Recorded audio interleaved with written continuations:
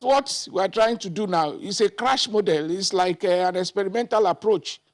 We want to experiment with the lives of poor Nigerians, children of the poor. Many of us in my bracket, many of us in my class, maybe middle class, our children don't fall into that category. And that is probably why we cannot appreciate why we need to do the basic minimum. Are we saying that we should open schools without decontaminating the schools?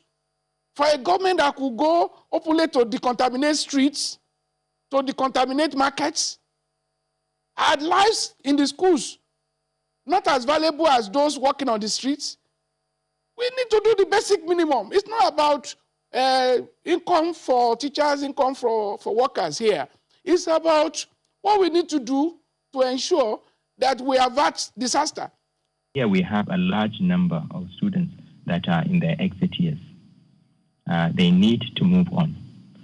We have exams that are not specific only to Nigeria, but throughout West Africa, the WAEC exams, for instance. We need to find a way to safely get these students to do their exams and exit. Otherwise, we'll have a serious spillover effect when it comes to education. COVID will go away eventually. Yes, it will go away. It may take a year, it may take longer. But what we don't want is to have such a significant impact on our educational programs where children are unable to move at all, where there's no mobility. So we looked at how can we minimize this? How can we mitigate the risk? Because in infection control, what you do is you mitigate risk.